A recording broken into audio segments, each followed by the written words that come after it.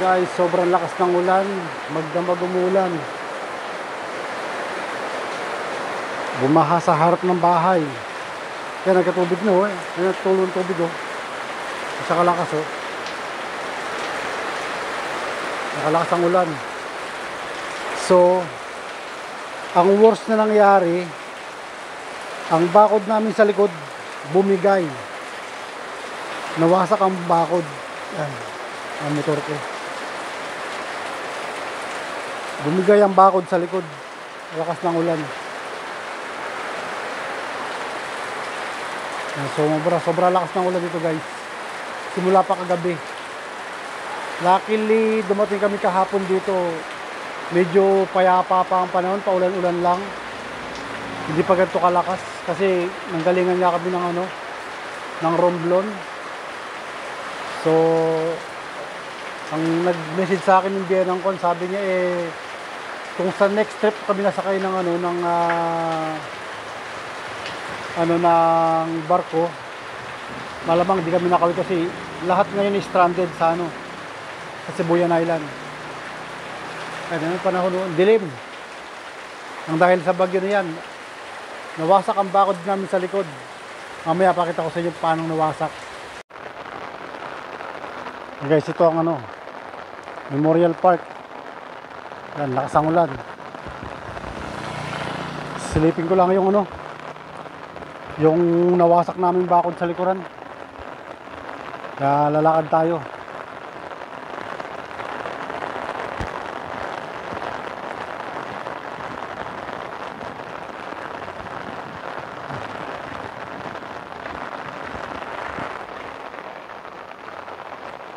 Yung sasakyan dito, nagtambakan na to.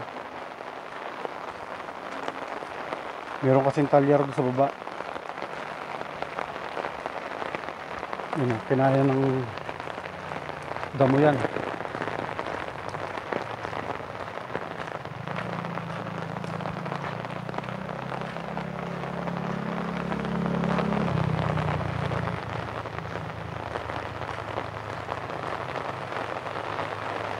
Kaya pala kagabi nakarinig ko ng napakalakas ng pag parang may bumabagsak. Ito na palang bakod namin ng bumigay. Yan, pati yung kalapate ko damay. Yan ang bakod namin. Wasak oh.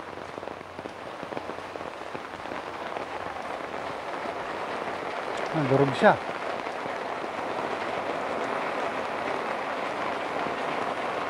Yan.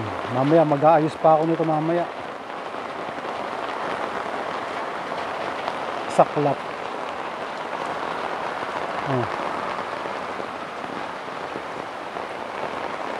Durog.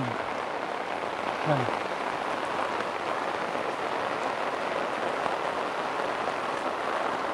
Bumigay mula rito sa lugar na to. Ginawang tambakan pa naman dahil nipagawa ng bahay si nanay. Ginawang tambakan. Kaya yung mga yero na yung gagamitin ko rin na pambako dito. Durog oh.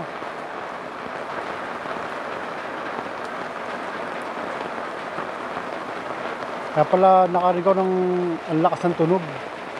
Ito na pala yun. Mamaya to pag tumilatila ng konti ang ulan. Yan ko yan. Aayusin ko yan. Hindi po pwedeng di ayusin yan. Kailangan bago ako bumalik ng Saudi, nakaayos na yan. Medyo malaki-laking trabaho ito. Ay.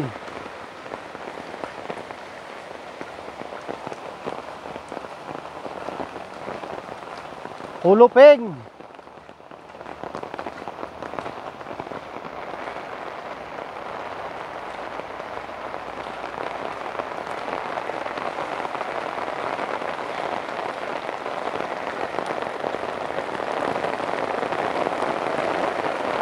Lakas ng ulan.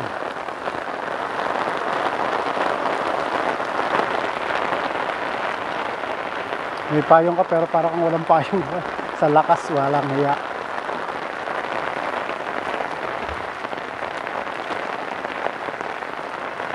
Medyo malaki-laking trabaho ito.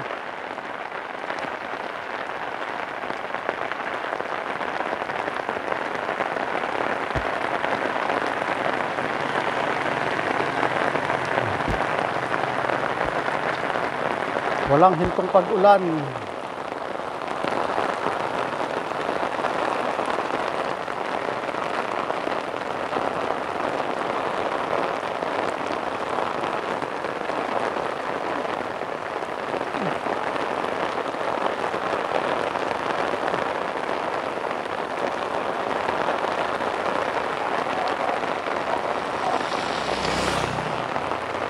Ayan, isang motor ko ginagamit na service ng aking pangalawa. Pagpasok niya ng trabaho.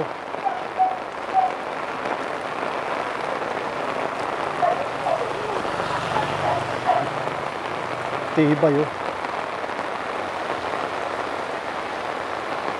Yan ang aking halaman from Saudi Arabia. Inuwi ko pa talaga dahil nagandaan ako. Yan, bayaw ko. Nagsawd ng tubig. Bumagsak talaga? Bagsak. Siniro pa?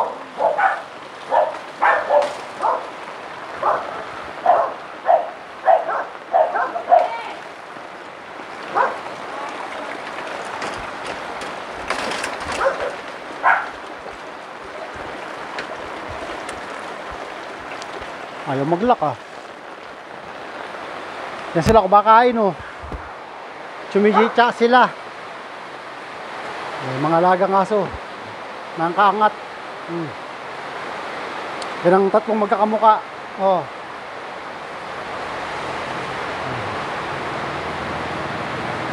Ayun si Elipotpot. Elipotpot. Yan nanay ni Elipotpot. Bunso namin. Oh, yabang. Ay ba talaga na kumakaway po. Oh. Elipotpot. Ay kumakaway pa talaga oh. Yabang ah. Oh, yabang ah. Mayabang si Potpot, kumakaway pa.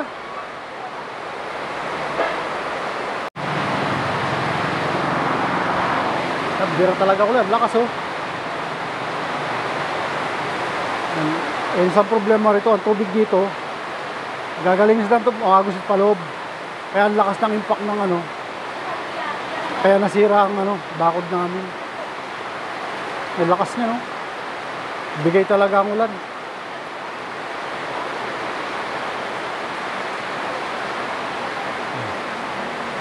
Kaya ang lakas niya no.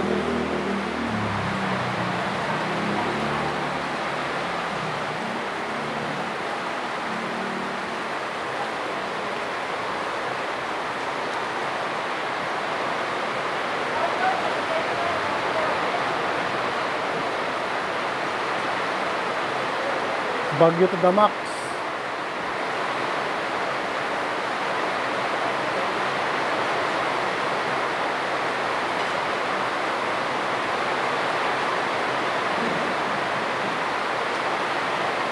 Diba?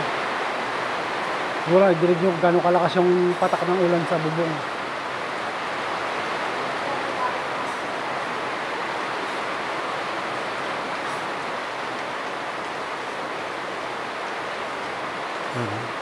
Hindi ka maliligaw sa lugar namin kasi ang pangalan ng ano ng pinaka-landmark dito kasi ang harap mismo namin ay memorial kung saan ako nagtrabaho mula pagka-graduate ng elementary hanggang sa makatapos ako ng vocational ko. Diyan ako nagtrabaho. Sa kahirapan ng buhay, kailangan mong magtrabaho ka sa gusto mo kapag-aral.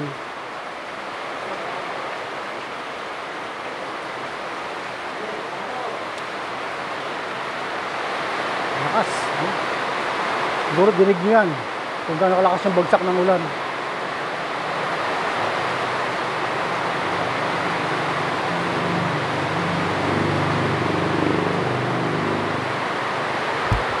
Sana bukas okay na para makapag-ayos bukas. Pero obligadong itayo yung bahay ng Kalapati ngayon kasi nakahiga. Dapat kailangan ko ng konti. Nasira yung bahay ng Kalapati ko. Kaya kapatid ko, ang liit ng katawan, diba? Payat na payat, wala makain, eh.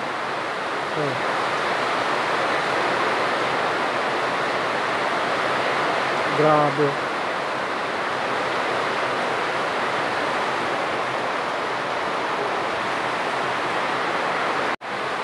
Diba, tagulan talaga. Walang matatagong tagulan. Malakas ba naman na yan?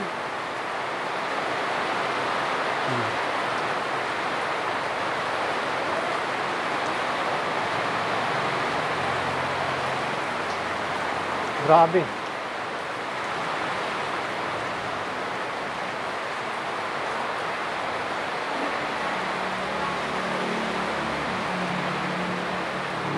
Kailangan na makakain na. Kain tayo. Uwi na muna ako para makakain. Ito, nandun sa likod yung isang motor ko. Ito yung isa, yung barako. Yan ang Rosie. Ito yung isang barako na naka-junk sa akin. Gagawin ko itong pagka-practicean ko to. Bubuksan ko lahat para malaman ko yung problema niya. Yun pa isang bahay ng Kalapati ko. Yun, lakas ng patak na yan, sa lakas ng ulan.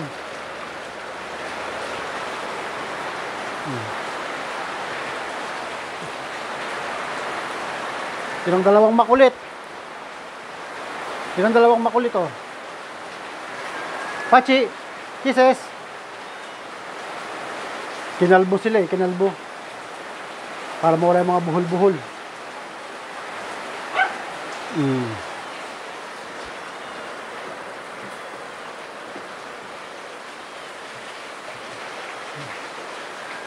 Kailangan makapaglinis dito.